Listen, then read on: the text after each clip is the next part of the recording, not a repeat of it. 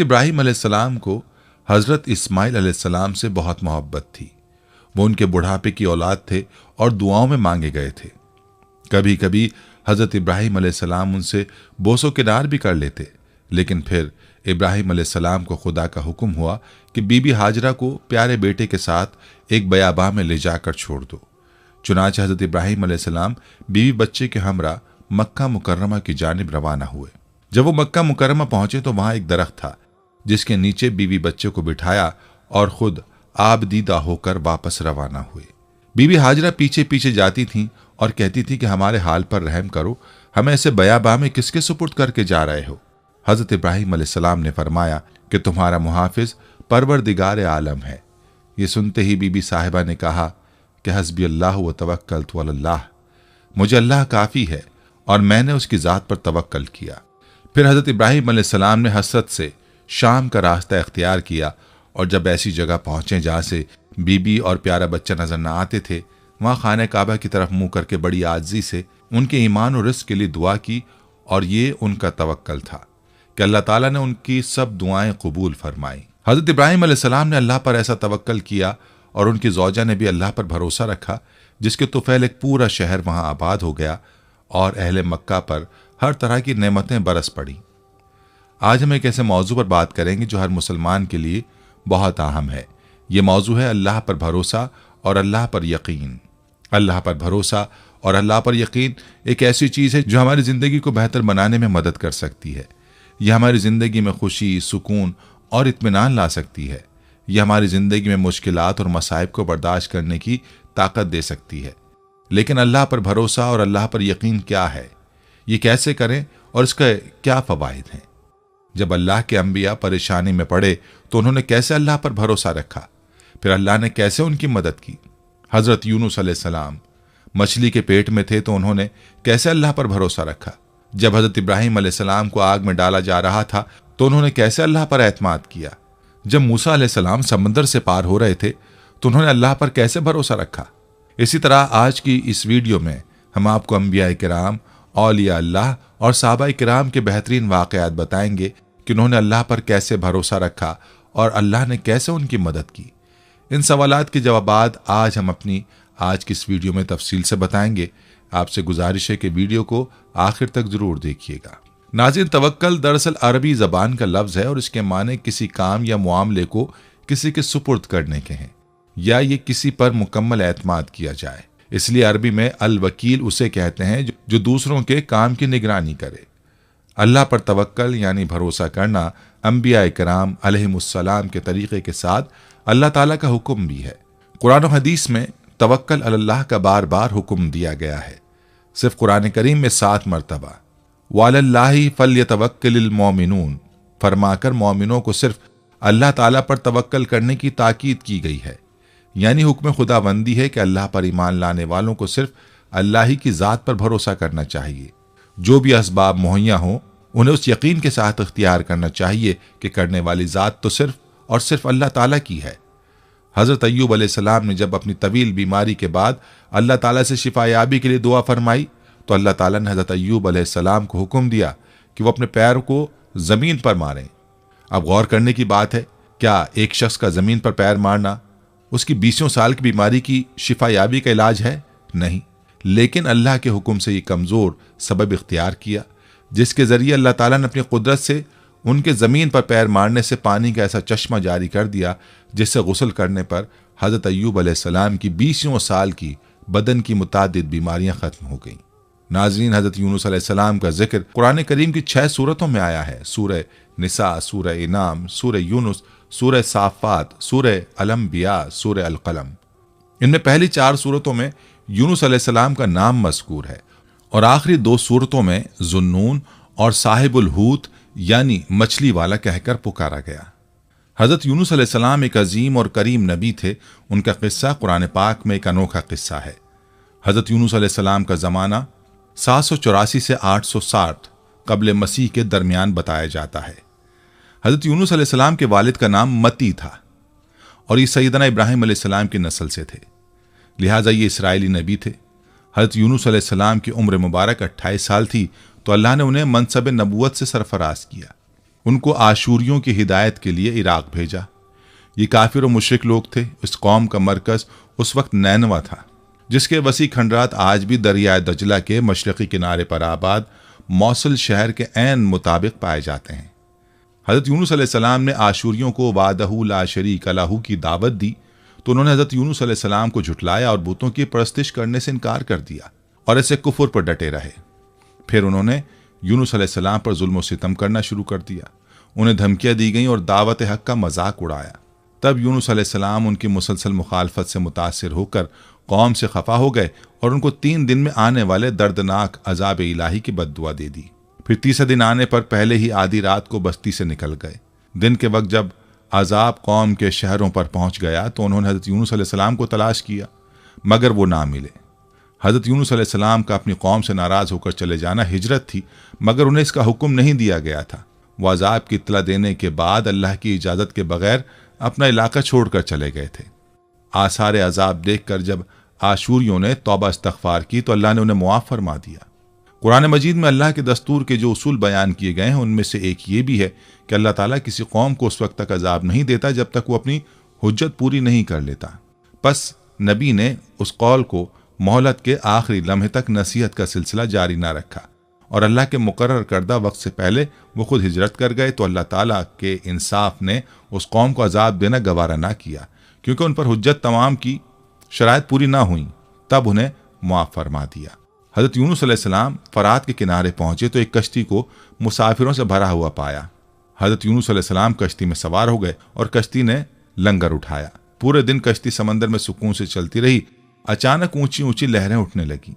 लोगों ने अपने साजो सामान समंदर में फेंक दिया कि कश्ती का बोझ कम हो जाए, लेकिन कश्ती का बोझ फिर भी कम ना हुआ। जब कश्ती डगमगाने लगी तो कश्ती के गर्क होने का यकीन होने लगा। अहले कश्ती ने अपने अकीदे के मुताबिक कहा कि ऐसा मालूम होता है कि कश्ती में कोई गुलाम अपने आका से भागा हुआ है।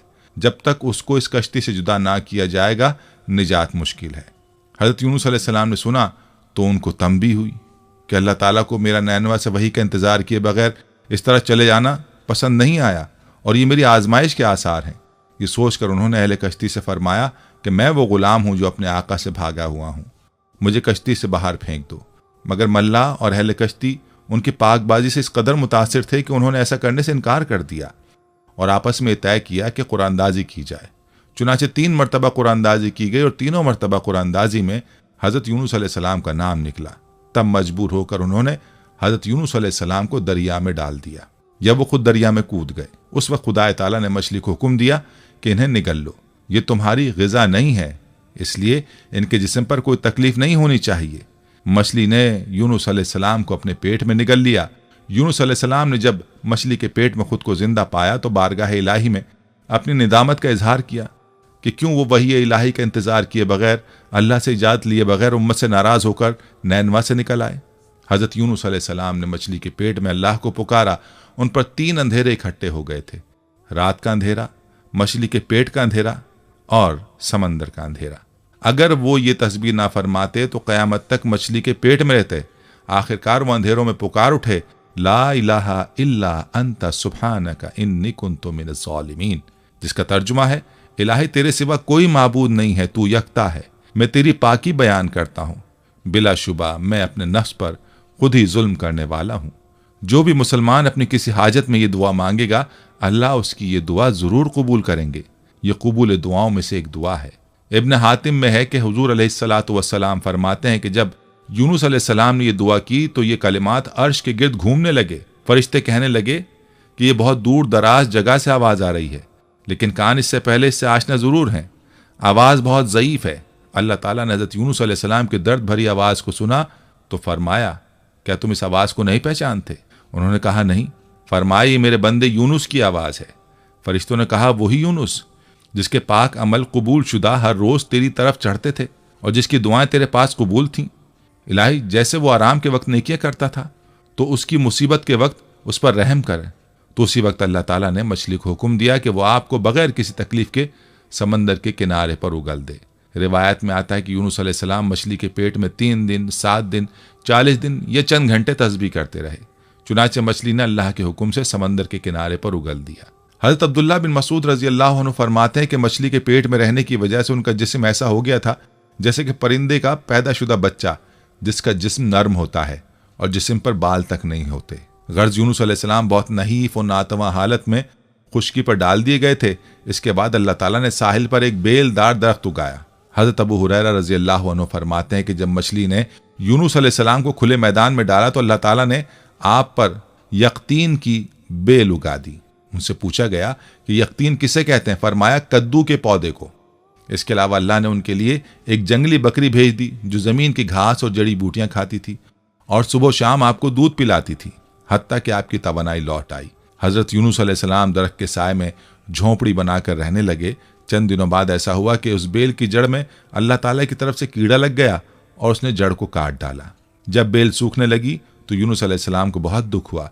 तब अल्लाह ताला ने वही के जरिए उनको मुखातिब किया और फरमाया, यूनुस तुम इस बेल के सूखने पर कितने रंज का इजहार कर रहे हो, जो एक हकीर सी चीज है, मगर तुमने ये ना सोचा कि नैनवा की 1 लाख से ज्यादा आबादी जिसमें इंसान बस रहे हैं, उनके अलावा जानदार भी आबाद हैं, उसको बर्बाद और हलाक कर देने में क्या हमको कोई नागवारी नहीं होगी? और क्या हम उनके लिए इससे ज्यादा शफीक व मेहरबान नहीं है जितना कि तुझको इस बेल से उन्स है, जो तुम वही का इंतजार किए बगैर कौम को बद्दुआ देकर उनके दरमियान से निकल आए। एक नबी की शान के नजदीक ये मुनासिब न था वो कौम के हक में अजाब की बद्दुआ करते और उनसे नफरत करके जुदा हो जाने में उजलत कर ले और वही का इंतजार भी ना करे। यूनुस अलैहिस्सलाम की बस्ती छोड़ देने के बाद नैनवा के लोगों को यकीन हो गया था यूनुस अलैहिस्सलाम की बस्ती छोड़ देने के बाद नैनवा के लोगों को यकीन हो गया था कि वो जरूर खुदा के सच्चे पैगंबर हैं और अब हलाकत यकीनी है। तब ही यूनुस अलैहिस्सलाम हमसे जुदा हो गए।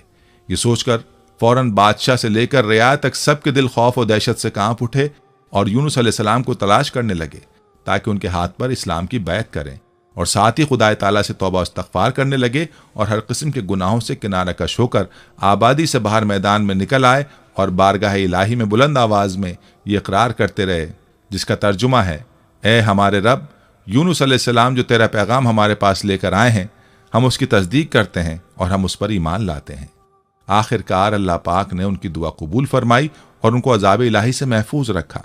बहरहाल यूनुस अलैहिस्सलाम को अल्लाह पाक ने सेहत और तंदुरुस्ती देकर अब दोबारा नैनवा जाने का हुक्म दिया कि कौम में रहकर उनकी रहनुमाई फरमाई जाए। चुनांचे हज़रत यूनुस अलैहिस्सलाम नैनवा वापस तशरीफ़ ले गए। कौम के लोगों ने जब उन्हें देखा तो खुशी का इजहार किया।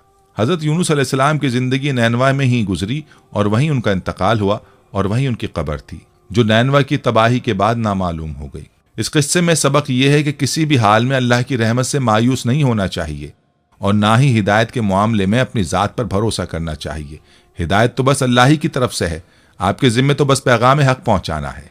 नाज़रीन, हज़रत मूसा अलैहिस्सलाम एक ग़ुलाम के बेटे थे। आप अलैहिस्सलाम कोई शहजादे नहीं थे बल्कि ग़ुलाम कौम के एक फ़र्द थे, लेकिन आप अलैहिस्सलाम की परवरिश बादशाह के महल में शहजादों की तरह ऐशो इशरत में हुई थी। आप किसी पर जुल्म होता नहीं देख सकते थे और हमेशा मजलूमों की मदद किया करते थे। एक दिन अपनी कौम के एक फ़र्द की मदद करते हुए आप अलैहिस्सलाम से नादानिस्ता दुश्मन कौम के एक शख्स का कत्ल हो जाता है, जिस पर आप पशेमान होते हैं और समझ जाते हैं कि यह शैतानी काम है जो आपसे अनजाने में सरजद हो गया। बेशक वो शैतान सरीहन बहकाने वाला दुश्मन है। इस बात का एहसास होते ही आप अलैहिस्सलाम अपने रब से माफ़ी मांगते हैं। कहते हैं, परवरदिगार, बेशक मैंने अपने नफ्स के लिए मुसीबत मोल ले ली है, तू मुझे बख्श दे। तो रब ने उन्हें बख्श दिया। बेशक वही बख्शने वाला मेहरबान है। दूसरे दिन सुबह आप अलैहिस्सलाम खतरे को भांपते और डरते हुए जब शहर पहुंचते हैं तो शहर के आखिरी किनारे से एक शख्स दौड़ता हुआ आता है और कहता है, मूसा, बेशक दरबार वाले आपके कत्ल का मशवरा कर रहे हैं, तो निकल जाइए। बेशक मैं आप अलैहिस्सलाम की खैर खाहों में से हूँ। यह खबर सुनते ही आप अलैहिस्सलाम डर कर वहां से चुपके से निकल खड़े होते हैं। साथ ही दुआ करते हैं कि ऐ परवरदिगार, मुझे जालिम कौम से बचा ले। आप अलैहिस्सलाम मदैन जाने का इरादा करते हैं और मदैन की तरफ रुक करके कहते हैं, मुझे उम्मीद है कि मेरा रब मुझे ठीक रास्ते पर डाल देगा। जब आप अलैहिस्सलाम मदैन के एक कुएं पर पहुंचते हैं तो देखते हैं कि वहां लोगों की एक जमात अपने मवेशियों को पानी पिला रही है और एक तरफ 2 औरतें अपनी बकरियों को रोके खड़ी हैं। आप अलैहिस्सलाम उन औरतों से पूछते हैं कि तुम दोनों यूं क्यों खड़ी हो? तो वो दोनों कहती हैं कि जब तक ये चरवाहे अपने मवेशियों को पानी पिलाकर नहीं चले जाते, हम अपनी बकरियों को पानी नहीं पिला सकते और हमारे वालिद उमर रसीदा बुजुर्ग हैं। तो आप अलैहिस्सलाम खुद उनकी बकरियों को पानी पिला देते हैं, फिर एक साए की जगह पर बैठ जाते हैं और अपने रब से इल्तिजा करते हैं, परवरदिगार, जो खैर भी तू मुझ पर नाजिल कर दे, मैं उसका मोहताज हूँ। ये कहानी हज़रत मूसा अलैहिस्सलाम की नबूवत से सरफराज किए जाने से पहले की है। जरा अपने तसव्वुर में लाइए कि शाही महल में नाजो नाम से पला बढ़ा एक नौजवान अचानक अपना सब कुछ छोड़कर खाली तन्हा जान बचाकर मिस्र से निकलता है, नामालूम कैसी कैसी मुश्किलात और तकालीफ उठाकर सहराए सीना अबूर करता है। फिर वो कैसे इलाके में पहुंच जाता है जहां उसका ना कोई पुरसाने हाल है और ना कोई वाकिफकार है, न सर छुपाने की जगह है, ना ही रोटी रोजी का कोई वसीला है। गोया गुर्बत और मोहताजी और मुफलिसी की इंतहा है। कोई आम इंसान होता तो इन हालात में हिम्मत हार जाता, लेकिन हज़रत मूसा अलैहिस्सलाम ने हर मौके पर अल्लाह से रुजू किया। ना दानिस्ता कत्ल कर दिया, अल्लाह से मुआफ़ी मांगी, मिस्र से जान बचाकर निकलते वक्त दुआ की, ऐ मेरे परवरदिगार मुझे जालिम कौम से बचा ले। मदैन की तरफ रुख किया और रास्ता नामालूम है, कोई संगी साथी भी नहीं। तो फरमाया, मुझे उम्मीद है मेरा रब मुझे ठीक रास्ते पर डाल देगा। और फिर कई दिनों तक थका देने वाला सफ़र तय करके जब मदैन पहुंचते हैं तो अपनी थकावट के बावजूद खिदमत खल्क सर अंजाम देते हैं। कमज़ोरों की मदद करने पर कमर बस्ता हो जाते हैं और दोनों औरतों को बकरियों को बगैर किसी मुआवजे के पानी पिला देते हैं। बकरियों को पानी पिलाने यानी नेकी का काम करने के बाद साए में जाकर आप अलैहिस्सलाम अपनी ज़िंदगी की सबसे बाबरकत दुआ मांगते हैं, परवरदिगार जो खैर भी तू मुझ पर नाजिल कर दे, मैं उसका मोहताज हूँ। हज़रत मूसा अलैहिस्सलाम जैसा मामला अगर हमारे साथ पेश आता तो हम कितने फ्रस्ट्रेशन, डिप्रेशन और जहनी इंतशार का शिकार होते। हमारी कैफियत क्या होती और हम क्या करते। अगर हम ऐसे में अपने रब से मांगते तो क्या मांगते, दुआ करते तो क्या दुआ करते। हम सब खूब जानते हैं कि हम क्या मांगते। हम अल्लाह से रोजी रोटी मांगते और सर छुपाने की जगह मांगते। लेकिन हज़रत मूसा अलैहिस्सलाम ना ही फ्रस्ट्रेट हुए, ना ही डिप्रेशन या जहनी इंतशार का शिकार हुए, ना हमारी तरह अपने रब से रोजी रोटी का सवाल किया और ना ही सर छुपाने के लिए कोई जाए पनाह मांगी, लेकिन एक ऐसी जामे दुआ की जिसमें सब कुछ अपने रब पर छोड़ दिया, सब कुछ अपने रब से मांग लिया। फरमाया, परवरदिगार जो खैर भी तू मुझ पर नाजिल कर दे, मैं उसका मोहताज हूँ। हज़रत मूसा अलैहिस्सलाम ने इस दुआ के ज़रिए अल्लाह ताला से हमें यह भी बता दिया कि खैर और बरकत आसमान से नाजिल होती है, उसका नाजिल करने वाला आसमान से ऊपर अपने अर्श पर मुस्तवी है। हज़रत मूसा अलैहिस्सलाम की ये दुआ इतनी बाबरकत साबित हुई कि एक तही दस्त मुसाफिर जिन्हें इस शहर में कोई जानने वाला भी नहीं था, वहां उन्हें फौरन ही सब कुछ मिल गया। मसलन मुलाजमत, सर छुपाने की बेहतरीन जगह, दीनदार ख़ानदान, नेक बीवी और रूहानियत की तकमील के लिए एक जलील कदर हस्ती की सोहबत। और बाद में इस दुआ की बरकत से आप अलैहिस्सलाम नबुवत से भी नवाजे गए। ये होती है बरकत जो अल्लाह ताला पर तवक्कल करने से मिलती है। ये होती है बरकत जो दुआ करने से मिल सकती है। नेज़ तवक्कल करने वालों के बारे में फरमाने इलाही है जिसका तर्जुमा है, और अल्लाह उसे ऐसी जगह से रिज़्क़ अता फरमाता है जहां से उसका गुमान भी नहीं होता। और जो शख्स अल्लाह पर तवक्कल करता है तो वो अल्लाह उसे काफ़ी है। बेशक अल्लाह अपना काम पूरा करने वाला है। बेशक अल्लाह ने हर शय के लिए अंदाज़ा मुकर्रर फरमा रखा है। सूरह तलाक। हज़रत मूसा अलैहिस्सलाम ने अल्लाह पर तवक्कल किया तो अल्लाह ताला ने भी उन्हें ऐसी जगह से वो सब कुछ अता कर दे जिसका गुमान इंसानी जहन किसी तरह कर ही नहीं सकता। आज भी जो शख्स अल्लाह पर तवक्कल और भरोसा करेगा तो अल्लाह ताला उसके हर जायज़ काम के लिए काफ़ी होगा। हज़रत उमर बिन ख़त्ताब रज़ी अल्लाह अन्हु कहते हैं कि रसूलुल्लाह सल्लल्लाहु अलैहि वसल्लम ने फरमाया, अगर तुम लोग अल्लाह पर तवक्कल भरोसा करो जैसा कि उस पर तवक्कल यानी भरोसा करने का हक़ है, तो तुम्हें उसी तरह रिस्क मिलेगा जैसा कि परिंदों को मिलता है कि सुबह को वो भूखे निकलते हैं और शाम को आसूदा वापस आते हैं। नाज़रीन, कुरान करीम ने जिस वाक़े को अहसनुल क़सस करार दिया है वो हज़रत यूसुफ़ अलैहिस्सलाम का वाक़या है जो अपने अंदर बहुत से सबक लिए हुए है। हज़रत यूसुफ़ अलैहिस्सलाम हज़रत इब्राहीम अलैहिस्सलाम के पड़ पोते, हज़रत इसहाक़ अलैहिस्सलाम के पोते और जनाब याकूब अलैहिस्सलाम के लख्ते जिगर थे। आपने बचपन में ख्वाब देखा कि आपको 11 सितारे, सूरज और चांद सजदा कर रहे हैं। आप अलैहिस्सलाम ने अपने वालिद गिरामी से इस ख्वाब को बयान किया। हज़रत याकूब अलैहिस्सलाम ने जनाब यूसुफ़ अलैहिस्सलाम को इस बात की नसीहत की कि आप अलैहिस्सलाम ने अपने इस ख्वाब को अपने भाइयों के सामने बयान नहीं करना। अल्लाह तबारक व तआला आप अलैहिस्सलाम पर और आले याकूब पर आपके आबा व अजदाद की तरह नेमत को पूरा करेगा। दूसरी तरफ हज़रत यूसुफ़ अलैहिस्सलाम के सौतेले बिरादरान हज़रत याकूब अलैहिस्सलाम की मोहब्बत के हुसूल के लिए हज़रत यूसुफ़ अलैहिस्सलाम को बाबा की आंखों से दूर करने की तदबीरें कर रहे हैं ताकि हज़रत याकूब अलैहिस्सलाम की मोहब्बतों को हासिल कर लिया जाए। उन्होंने हज़रत याकूब अलैहिस्सलाम के सामने एक प्लान के तहत इस बात का इजहार किया कि आप अलैहिस्सलाम हज़रत यूसुफ़ अलैहिस्सलाम के मामले में हम पर भरोसा क्यों नहीं करते। आप इनको हमारे साथ रवाना करें ताकि वो हमारे साथ खेलें और खाएं पिएं। हज़रत याकूब अलैहिस्सलाम ने इस खदशे का इजहार किया कि कहीं तुम हज़रत यूसुफ़ अलैहिस्सलाम से गाफिल ना हो जाओ और उन्हें कोई भेड़िया खा जाए। उन्होंने हज़रत याकूब अलैहिस्सलाम को मुतमईन किया और हज़रत यूसुफ़ अलैहिस्सलाम को अपने साथ ले गए और उनको गहरे कुएं में उतार दिया। बाबा याकूब के पास आकर कहा कि आपका खदशा दुरुस्त साबित हुआ और यूसुफ़ अलैहिस्सलाम को एक भेड़िया खा गया। हज़रत याकूब अलैहिस्सलाम ने इस बात पर सब्र किया और खामोश हो गए। हज़रत यूसुफ अलैहिस्सलाम जिस कुएं में मौजूद थे तो उसके पास से मिस्र को जाने वाला एक काफिला गुजरा। उन्होंने पानी के हुसूल के लिए डोल को डाला तो हज़रत यूसुफ अलैहिस्सलाम डोल के जरिए बाहर आ गए। उन्होंने हज़रत यूसुफ अलैहिस्सलाम को अपने हमरा लिया और उनको गिनती के चंद दरहमों के एवज मिस्र के एक बड़े घराने यानी अजीज मिस्र के हाथों फरोख्त कर दिया। हज़रत यूसुफ अलैहिस्सलाम वहाँ परवरिश पाते रहे और अपनी ज़िंदगी के माहो साल तय करते रहे। जब आप अलैहिस्सलाम जवान हुए तो अजीज मिस्र की बीवी आपके हुस्न पर फरेफ्ता हो गई और उसने आप अलैहिस्सलाम को बुराई की दावत दी, जिसको हज़रत यूसुफ अलैहिस्सलाम ने ठुकरा दिया। अजीज मिस्र की बीवी ने हज़रत यूसुफ अलैहिस्सलाम का ताक़ुब करने की कोशिश की। इसी असना में अजीज मिस्र अपने महल में दाखिल हो रहा था। जब उसने सारे मंजर को देखा तो उसको बड़ी तशवीश हुई, लेकिन इस मौके पर उसकी बीवी ने अपने रवैये को बदलकर हज़रत यूसुफ अलैहिस्सलाम पर इल्ज़ाम लगा दिया। हज़रत यूसुफ अलैहिस्सलाम की बेगुनाही को साबित करने के लिए अल्लाह तबारक व तआला ने महल के एक बच्चे को क़ुव्वत गोयाई अता फरमा दी, जिसने ये बात कही कि हज़रत यूसुफ अलैहिस्सलाम की कमीज़ अगर आगे से फटी हुई है तो अजीज़ मिस्र की बीवी का इल्ज़ाम सच्चा है, अगर कमीज़ पीछे से फटी हुई है तो इल्ज़ाम झूठा है। हज़रत यूसुफ अलैहिस्सलाम की कमीज़ को देखा तो वो पीछे से फटी हुई थी। चुनांचे ये बात साबित हो गई कि हज़रत यूसुफ अलैहिस्सलाम पाक दामन है। इस वाक़े की इत्तला जब मिस्र में फैली तो तबका अशराफिया से ताल्लुक़ रखने वाली औरतों ने अजीज़ की बीवी के किरदार पर तशवीश का इजहार किया कि वो किस तरह अपने ही पाले हुए जवान पर फरेफ्ता हो गई। जब अजीज़ मिस्र की बीवी ने उनकी बातों को सुना तो उसने उन औरतों को अपने घर मदऊ किया और उनके लिए मसनद को तैयार किया और उनके हाथों में फलों और छुरी को थमा दिया। उन औरतों ने अपने हाथों को काट लिया। यूसुफ अलैहिस्सलाम ने सारे मंजर को देखकर अल्लाह ताला से दुआ की कि मुझे इन औरतों के मकर से निजात दिलाकर जेल खाने पहुंचा दे। अल्लाह ताला ने आपकी दुआ कबूल फरमाकर आपसे उनके मकर को रफा कर दिया। जब आप अलैहिस्सलाम जेल खाने में दाखिल हुए तो आप अलैहिस्सलाम की 2 कैदियों से मुलाकात हुई जिन्होंने अपने ख्वाबों को आपके सामने रखा। हज़रत यूसुफ अलैहिस्सलाम ने उनके ख्वाबों को सुनकर उन्हें ये बात बतलाई कि तुम में से एक शख्स सूली पर चढ़ जाएगा और एक बादशाह का साकी बन जाएगा।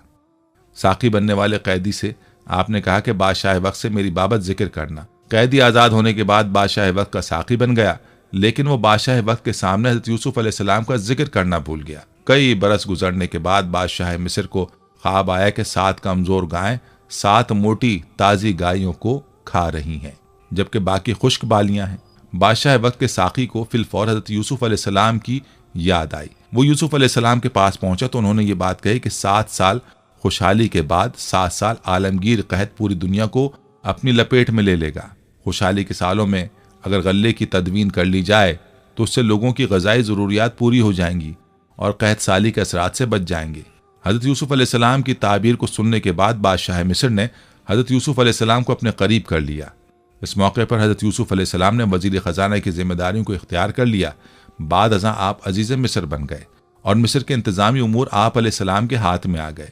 जब खुशहाली के सालों के बाद आलमगीर कहत ने पूरी दुनिया को अपनी लपेट में ले लिया तो जहाँ पर दुनिया के दीगर मकामात के लोग इसके ज़ेर असर आए, वहीं पर हज़रत यूसुफ अलैहिस्सलाम के भाई भी इस कहत के असरात की जद में आए। तो जब उन्हें इस बात की इत्तला मिली कि मिस्र से गल्ला मिल सकता है तो वो भी आप अलैहिस्सलाम से गल्ले के हुसूल के लिए पहुँच गए। हज़रत यूसुफ अलैहिस्सलाम के सौतेले भाई उनके पास आए तो उन्होंने उनको पहचान लिया। उनको बातों बातों में उनके ख़ानदान के बारे में मालूमात ली और ये बात कही कि अगली मर्तबा जब तुम आओ तो अपने छोटे भाई को भी लेकर आना। जब हज़रत यूसुफ अलैहिस्सलाम के भाई जाने लगे तो उनकी पूंजी को भी उनके सामने डाल दिया गया। जब वो वापस पहुंचे तो उन्होंने जनाब याकूब अलैहिस्सलाम के सामने अजीज़ मिस्र की ख्वाहिश पर भाई बिन्यामीन को साथ चलने के लिए कहा। अजीज़ मिस्र की ख्वाहिश पर भाई बिन्यामीन को भी साथ लेकर जाने को कहा। हज़रत याकूब अलैहिस्सलाम इस बात पर आमादा ना थे, लेकिन जब सामान से पूंजी भी बरामद हो गई तो याकूब अलैहिस्सलाम हज़रत बिन्यामीन को साथ रवाना करने पर आमादा और तैयार हो गए। हज़रत बिन्यामीन को लेकर जब भाई पहुंचे और गल्ले को तोला गया तो हज़रत यूसुफ अलैहिस्सलाम ने एक तदबीर के जरिए बिन्यामीन को अपने पास रोक लिया। हज़रत बिन्यामीन की बाजियाबी के लिए भाइयों ने इल्तिजाएं की, लेकिन हज़रत यूसुफ अलैहिस्सलाम हज़रत बिन्यामीन को साथ रवाना करने पर आमादा ना हुए। जब काफिले वाले हज़रत याकूब अलैहिस्सलाम के पास पहुंचे और उनको इस बात की इत्तला दी गई कि आपके बेटे बिन्यामीन को चोरी के जुर्म में गिरफ्तार कर लिया गया तो हज़रत याकूब अलैहिस्सलाम इस बात पर इंतहाई दिल गिरफ्ता हुए और आपकी बीनाई भी आपके आंसुओं के साथ गुल हो गई।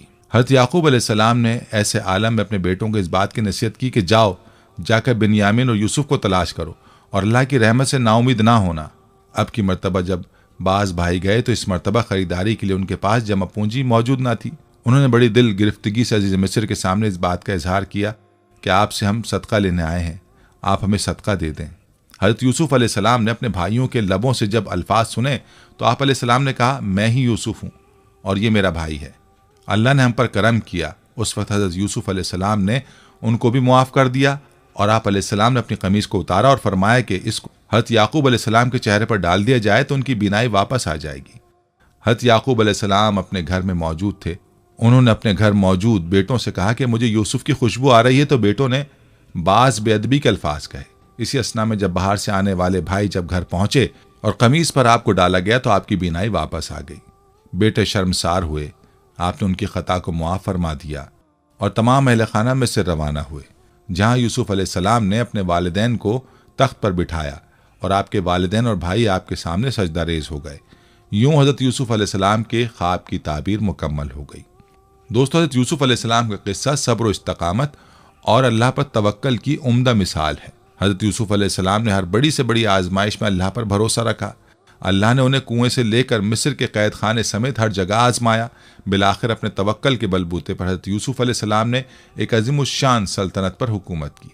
दोस्तों, हज़रत मरियम अलैहिस्सलाम ने जब अल्लाह के हुक्म से बग़ैर बाप के हज़रत ईसा अलैहिस्सलाम को जना तो उनके लिए हुक्म खुदाबंदी हुआ कि खजूर के तने को हिलाएं, यानी हरकत दें। उससे जब पकी हुई ताज़ा खजूरें झड़ें तो उनको खाएं। अल्लाह ताला ने अपनी कुदरत से हज़रत मरियम अलैहिस्सलाम को बग़ैर किसी सबब के भी खजूर खिला सकते थे, लेकिन दुनिया के दारुल असबाब होने की वजह से हुक्म हुआ कि खजूर के तने को अपनी तरफ हिलाओ। चुनांचे हज़रत मरियम ने हुक्म खुदाबंदी की तामील में खजूर के तने को हरकत दी। खजूर का तना इतना मजबूत होता है कि चंद ताकतवर मर्द भी उसे आसानी से नहीं हिला सकते, लेकिन सिनफ नाजुक ने उस कमज़ोर सबब को इख्तियार किया तो अल्लाह ताला ने अपने हुक्म से सूखे हुए खजूर के दरख्त से हज़रत मरियम अलैहिस्सलाम के लिए ताज़ा खजूरें यानी ग़िज़ा का इंतज़ाम कर दिया। इस वाक़े से मालूम हुआ कि जो भी असबाब मुहैया हों, अल्लाह पर तवक्कल करके उन्हें इख्तियार करना चाहिए। असबाब तो हमें इख्तियार करने चाहिए, लेकिन हमारा भरोसा अल्लाह की ज़ात पर होना चाहिए कि वह असबाब के बगैर भी चीज़ को वजूद में ला सकता है और असबाब की मौजूदगी के बावजूद उसके हुक्म के बगैर कोई भी चीज़ वजूद में नहीं आ सकती। हज़रत इब्राहीम अलैहिस्सलाम को जलती हुई आग में डाला गया।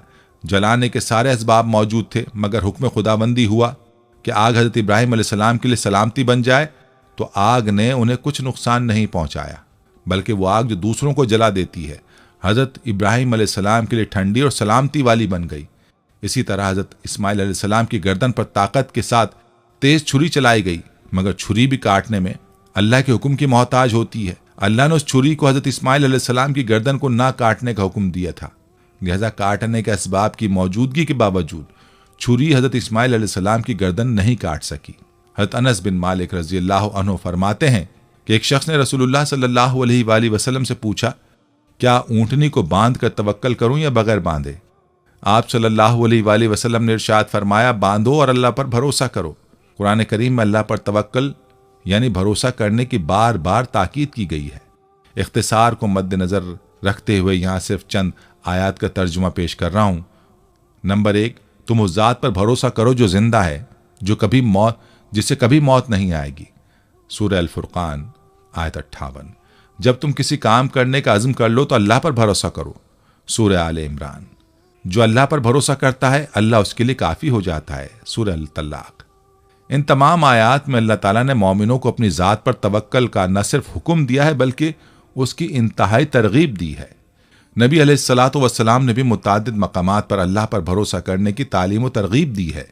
रिवायात में आता है कि जब कुफ़ार मक्का ओहद की जंग से वापस हो गए तो रास्ते में उन्हें पछतावा हुआ कि हम जंग में गालिब आ जाने के बावजूद खामखा वापस आ गए। अगर हम कुछ और जोर लगाते तो तमाम मुसलमानों का खात्मा हो सकता था। इस ख्याल की वजह से उन्होंने मदीना मुनव्वरा की तरफ लौटने का इरादा किया। दूसरी तरफ हुजूर अकरम सल्लल्लाहु अलैहि वसल्लम ने उनके इरादे से बाखबर होकर ओहद के नुकसानात की तलाफी के लिए अगले दिन सुबह सवेरे साहबा में ऐलान फरमा दिया कि हम दुश्मन के ताक़ुब में जाएंगे और जो लोग जंग ओहद में शरीक थे सिर्फ वो हमारे साथ चलें। साहबा किराम जख्मी और थके हुए थे, लेकिन उन्होंने आप सल्लल्लाहु अलैहि वसल्लम के फरमान पर लब्बैक कहा। हुजूर अलैहिस्सलातु वस्सलाम अपने सहाबा किराम के साथ हमरा अल असद के मकाम पर पहुंचे तो कबीला बनी खज़ा के एक शख्स ने मुसलमानों के हौसले का मुशाहिदा करके उसके मुताल्लिक अबू सुफियान को इत्तला दी और उसे वापस जाने का मशवरा दिया। इससे कुफ़ार पर रोब तारी हुआ और वापस मक्का लौट गए। मगर अबू सुफियान ने एक शख्स के जरिए मुसलमानों पर हमला आवर होने वाला है, इस पर सहाबा किराम बजाय डरने के बेसाख्ता बोल उठे, हमने अल्लाह पर भरोसा किया और वो बेहतरीन कारसाज है। सही बुखारी मुस्लिम शरीफ में है कि हज़रत इब्न अब्बास रज़ियल्लाहु ताला अन्हु की रिवायत है कि रसूल खुदा सल्लल्लाहु अलैहि वसल्लम ने फरमाया, मेरी उम्मत में से 70,000 आदमी बिला हिसाब जन्नत में दाखिल होंगे। उनके औसाफ में से एक ये भी है कि वो अल्लाह पर तवक्कुल करने वाले होंगे। बस आदमी जायज़ असबाब इख्तियार करे, लेकिन भरोसा सिर्फ अल्लाह की ज़ात पर रखे, शरीयत पर अमल पैरा रहे, अल्लाह के अजाब और नाराज़गी से डरता रहे, अल्लाह की रहमत से मुआफ़ी की उम्मीद रखे। और इसी तरह हमें चाहिए कि हम भी कोई काम करने का इरादा करें तो पहले हर मुमकिन असबाब इख्तियार करें और नतीजा अपने अल्लाह पर छोड़ दें। यकीनन बेहतरी के नताइज सामने आ जाएंगे। इसके साथ साथ दुआ में तवक्कुल बहुत ज़रूरी है, क्योंकि इसका मतलब यकीन, इन्हिसार है कि हमें अल्लाह पर भरोसा करना चाहिए, क्योंकि उसकी इजाज़त के बगैर कुछ नहीं हो सकता। तवक्कुल बुनियादी तौर पर अल्लाह पर भरोसा और एतमाद है, जो उन नताइज को कबूल करता है जिनका फ़ैसला वही करता है, चाहे वो कैसे भी निकलें। दुआ की कबूलियत का इन्हिसार आपके यकीन पर है, जैसे कि अल्लाह ताला कुरान मजीद में फरमाता है, जब मेरे बंदे तुमसे मेरे बारे में पूछें तो उनसे कहो मैं उनके करीब हूँ, मैं हर पुकारने वाले की दुआ सुनता हूँ जब वो मुझे पुकारता है। नाज़रीन, आम जिंदगी में भी तवक्कुल की बेशुमार मिसालें मौजूद हैं। एक औरत कहती कि मेरा खाविंद किसी वजह से लंबी मुद्दत के लिए गायब हो गया। उस वक्त मैं कम उम्र बच्ची की माँ थी, जब मेरा ज़ईफ़ुल उम्र बाप भी हमारे साथ ही रहता था। हमारी गुर्बत और मुफलिसी अपनी इंतहा को थी और अक्सर औकात हमारे घर में खाने के लिए कुछ ना होता था। अगर दोपहर को कुछ खा लेते तो रात को भूखा सोना पड़ता। सब्र के साथ हम हर हाल में अल्लाह का शुक्र अदा करते थे। एक रात को तो भूख और अफलास ने हमारा वो इम्तहान लिया जो इससे पहले कभी नहीं लिया था। मेरी बेटी को शदीद बुखार ने आ लिया। बच्ची के बुखार और भूख से बनी हालत से मुझे अपने और अपने वालिद की भूख भूल गई। ऐसी बेकसी और लाचारी तो कभी नहीं देखी थी। बेकरारी हद से बढ़ी तो मुझे अल्लाह तबारक व तआला का वो कौल याद आ गया, जिसका तर्जुमा है, भला कौन बेकरार की इल्तिजा कबूल करता है जब वो उसकी दुआ करता है, और कौन उसकी तकलीफ दूर करता है। जी हाँ, हर किस्म की तकलीफ, चाहे वो भूख की हो या बीमारी की या गुर्बत और अफलास और गुनाहों की, कौन है उस ज़ात पाक के सिवा जो इन सब तकलीफ़ों को दूर कर सकता है। ये सब सोचकर मैं उठी और जाकर वज़ू किया। वापस आकर बच्ची के माथे पर पानी से भीगी हुई पट्टी रखी। अल्लाह के हुजूर नमाज की अदायगी के लिए खड़ी हो गई। मुख्तसर सी नमाज पढ़ने के बाद हाथ उठाकर बच्ची के लिए दुआ की, उसके माथे से पट्टी उतार कर दोबारा पानी से भिगो कर रखी और एक बार फिर नमाज के लिए खड़ी हो गई। नमाज के बाद एक बार फिर बारगाह इलाही में दुआ के लिए हाथ उठा लिए, दुआ से फरागत पर पानी की पट्टी तब्दील की और दोबारा नमाज के लिए खड़ी हो गई। ये अमल मैंने कई बार किया। जब मैं ये सब कुछ बार बार दोहरा रही थी तो किसी ने दरवाज़ा खटखटाया। इस हैरत के साथ, भला रात के इस पहर कौन हो सकता है? मेरे वालिद ने पूछा, कौन? और जवाब आया, मैं डॉक्टर हूँ। मैं और मेरा वालिद, हम दोनों एक दूसरे को हैरत से देख रहे थे कि इसको किसने बुलाया। मेरे वालिद ने जाकर दरवाज़ा खोला। डॉक्टर ने आते ही पूछा, मरीज़ा किधर है? हमने सादगी से बच्ची की तरफ इशारा कर दिया। डॉक्टर ने बच्ची को चेक किया, कागज़ पर एक नुस्खा लिखकर मेरे हाथ में थमाते हुए बोला, लाइए मेरी फ़ीस दीजिए और मैं चलता हूँ। मैंने आस्तिकी से जवाब दिया, डॉक्टर साहब, हमारे पास तो आपको देने के लिए फ़ीस या पैसे नहीं है, बल्कि हमारे पास तो कुछ भी नहीं है। मेरा ये जवाब सुनते ही डॉक्टर झल्ला उठा और गुस्से से तकरीबन धाड़ते हुए बोला, अगर फीस देने के लिए पैसे नहीं थे तो मुझे आधी रात को फ़ोन करके क्यों बुलाया था? क्यों मुझे इस तरह बेआराम किया तुम लोगों ने? डॉक्टर के मुंह से टेलीफोन का सुनकर मुझे लगा कि डॉक्टर गलती से हमारे घर आ गया है। मैंने हिम्मत करते हुए जवाब दिया, डॉक्टर साहब, हमने आपको टेलीफोन करके नहीं बुलाया, बल्कि हमारे पास तो टेलीफोन ही नहीं है। ये सुनकर डॉक्टर ने मुझसे पूछा, अच्छा तो क्या ये फलां शख्स का घर नहीं है?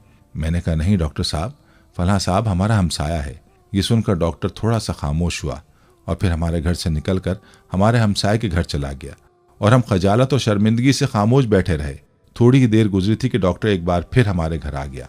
आंखों में आंसू और रुंधी आवाज़ में बोला, अल्लाह की कसम, तुम्हारे घर से उस वक्त तक नहीं जाऊंगा जब तक तुम्हारा पूरा किस्सा नहीं सुन लूंगा। और मैंने डॉक्टर साहब को अपना पूरा किस्सा सुना डाला कि किस तरह मैं बच्ची के माथे पर पानी की पट्टियां रख रही थी और अल्लाह के हुजूर दुआ भी मांग रही थी। डॉक्टर जल्दी से उठकर बाहर चला गया और कुछ देर के बाद हमारे लिए रात का खाना, बच्ची के लिए दवाएं और कुछ घरेलू ज़रूरियात का सामान के साथ लौट आया। साथ ही उसने हमें बताया कि उसकी तरफ से हर महीने एक तनख्वाह हमें उस वक्त तक मिलती रहेगी जब तक अल्लाह चाहेगा। जी हाँ, ये अल्लाह पर भरोसे की कहानी है। हकीमुल उम्मत हज़रत मौलाना अशरफ अली थानवी रहमतुल्लाह अलैह ने एक अजीब वाक़या नकल फरमाया है, तस्हील के लिए अपनी ज़बान में नकल करता हूँ। फरमाया, संदेला हिंदुस्तान में एक मकाम है, वहाँ का वाक़या है। वहाँ एक मरतबा इमसा के 12 हुआ। बारिश न होने की वजह से कहत पड़ गया। मखलूक परेशान हो गई। कई रोज़ तक इस्तिस्क़ा की नमाज पढ़ी गई मगर बारिश नहीं हुई। आखिर मकामी तवाइफ़ों का एक गिरोह वहाँ के मालदार लोगों से आकर मिला और अर्ज़ किया कि बारिश न होने की वजह हमारी बदआमाली, स्याहकारी और हमारी नहूसत है। इस्तिस्क़ा की नमाज़ें भी पढ़ी गईं मगर बारिश नहीं हुई। आप हमें इजाज़त दीजिए कि हम भी मैदान में जमा होकर तौबा करें। लेकिन हमारी दरख्वास्त है, जब हम मैदान में जमा हों तो ये इंतज़ाम कर दीजिए कि वहाँ हमारे पास कोई शख्स ना आए। ऐसा ना हो कि अल्लाह की रहमत के बजाय अल्लाह का गज़ब नाजिल हो। लोगों ने उनके इस जज्बे को सराहा और उस मकाम को चारों तरफ से घेर दिया। वो सब वहाँ पहुंची और सजदे में पड़कर रोना शुरू कर दिया और नदामत के साथ कहा, अल्लाह, ये हमारी नहूसत है, हम बहुत गुनाहगार और सियाहकार हैं, हमारी वजह से मखलूक को परेशान ना कीजिए। और काफ़ी आहोजारी के बाद दुआ की कि या अल्लाह, बारिश को नाजिल फरमा दीजिए। जिन्होंने ये वाक़या हज़रत को सुनाया उन्होंने सजदे से सर ना उठाया था कि बारिश हो गई। सुभान अल्लाह, उन औरतों का ईमान तो देखिए कि अपनी सियाहकारियों के बावजूद अल्लाह पर तवक्कुल था कि हमारी दुआ भी ज़रूर सुनेंगे। राक़े मर्ज़ करता है कि उनकी दुआ से बारिश भी हुई और गालिबन हिदायत की बारिश भी हुई। वो हिदायत से महरूम ना रही होंगी। यहाँ मुमकिन है कि कोई शुबा करे कि इमामों की नमाज इस्तिस्क़ा तो शरीयत ने बारिश के लिए ही तालीम की है, इन नमाजों से बारिश क्यों ना हुई और बाजारी औरतों के रोने से बारिश हो गई। यानी हम ज़ाहिर और अल्फाज को नहीं देखते, हम तो दिल को और दिल के खुशू को देखते हैं। जिस दिल में खुशू और खुजू ना हो, खुश्क तकवा हमारे दरबार में काबिल कदर नहीं है। नाज़रीन, ये थी हमारी आज की वीडियो। उम्मीद है कि आपको हमारी आज की ये वीडियो पसंद आई होगी। अगर वीडियो पसंद आई है तो इसको लाइक करें और अपने प्यारों और दोस्तों के साथ ज़रूर शेयर करें। कमेंट्स में आप हमें बताएं कि आप और किन मौज़ूआत पर वीडियो देखना चाहते हैं।